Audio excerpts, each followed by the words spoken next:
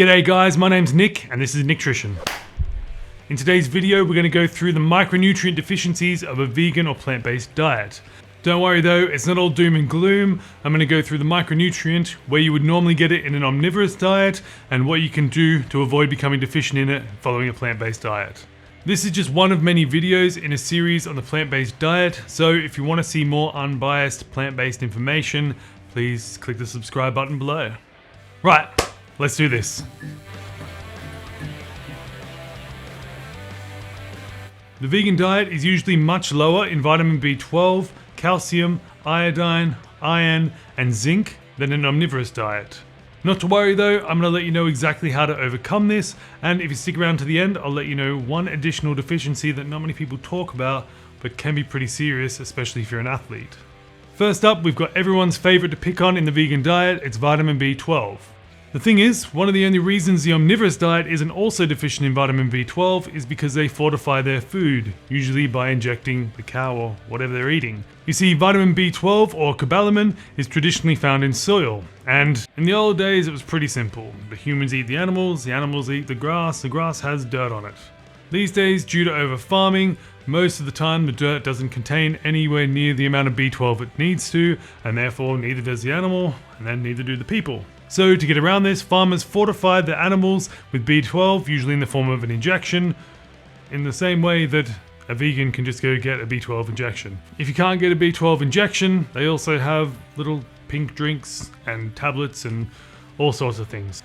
You can also get things like cereals that are fortified with B12. Basically, to have enough B12, either the animal supplements it, you eat the animal. If you're a vegan, you just supplement yourself. B12 is essential for your nervous system, your DNA, and your blood. Around 50% of vegans are deficient in B12, so it's probably worth supplementing with it. Next up, we have iron. Iron is important for your blood to be able to transport oxygen and makes up part of the protein hemoglobin. Low iron can lead to low hemoglobin and anemia. Iron is notoriously hard to test for because the levels vary in the blood so much. However, doctors can usually test for the body's stored iron levels by testing a protein called ferritin. Iron is probably a mineral that you don't want to have too much of or too little of, so I definitely suggest getting tested by your doctor. There are two forms of iron, hema iron and non-hema iron. Hema iron is generally found in animal products and non-hema iron is generally found in plants. Non-hema iron is typically harder for the body to absorb than hema iron, however you can boost the rates of absorption by doing things like fermenting, soaking, or sprouting non-hema iron containing foods, and you can also increase the absorption by consuming them with vitamin C. So it's probably a good idea to include foods that contain non-hema iron with foods that contain vitamin C, such as peppers or capsicum, broccoli, citrus fruit, or their juices. Foods that are high in polyphenols, such as tea, coffee, cocoa, and cocoa, may limit iron absorption and probably shouldn't be had around meals, especially if they're high in non-hema iron. I wonder if it's pronounced hemi, whatever. And we have calcium, which is needed for bone structure, blood clotting, nerve signaling, and muscle function. Calcium obviously comes from dairy, but it's also highly present in a lot of plant foods. Despite this, most vegans tend to consume around 40% less calcium per day than their omnivorous counterparts. Broccoli, bok choy, and kale are pretty good sources of calcium. Some beans and pulses are right up there as well. However, some foods like spinach and arugula contain oxalate, which can block calcium absorption. The general recommendation is 1,000 milligrams per day, whether that's coming from your diet or supplementation. Vitamin D may also help with absorption. Iodine is another mineral that is also scarce in a plant-based diet. Iodine typically comes from seafood and also some dairy products. Iodine is important for creating thyroid hormones. These hormones are particularly important for regulating our metabolism, including our basal metabolic rate and how many calories your body burns at rest. If you're not sure about what a calorie is, you can check out this video here.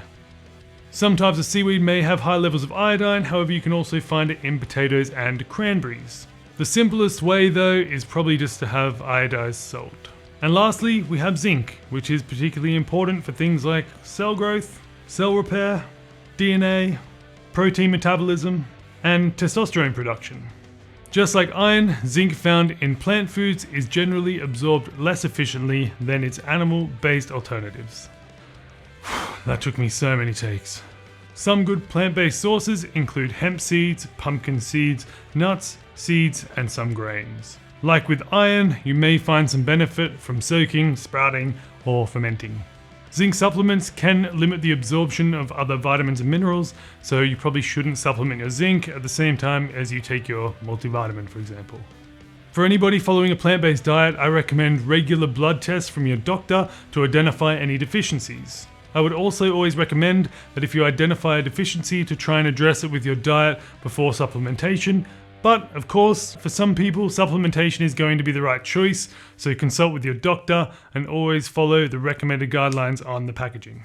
If you're enjoying this video or you've learned anything, then subscribing would be very much appreciated. If you've been watching for this long, you definitely deserve the bonus I promised at the start. So, bonus number 1 is collagen. Collagen comes from the skin, bones, and connective tissues of animals.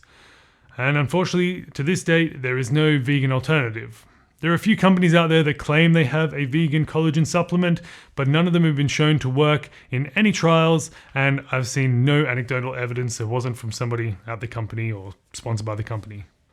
Hopefully this will change soon, but if you know of anything, please leave it in the comments. I'd be happy to take a look at any research or even try some supplements for myself. And bonus number 2, which is actually useful, is vitamin D. Vitamin D is available in dairy foods and some plant foods, but it mostly comes from the sun. Now, if you live closer to the equator, vitamin D is probably not an issue for you. However, if you live further away in somewhere like Europe, like I do, then it's probably worth considering vitamin D supplementation, especially in the winter. Again, these levels can be tested by your doctor, and don't worry, there are vegan sources of vitamin D available. And that is it. This video took a long time to fact check and record, so if you enjoyed the video, please give it a thumbs up. If you have any questions, suggestions for future videos, or want any references for anything I've said in this video, please let me know in the comments below. Don't forget, if you would like to take a look at the merch store, it is currently 15% off. The link is in the description. Until next time, I've been Nick, this has been Nicktrition, and I'll see you in the next video.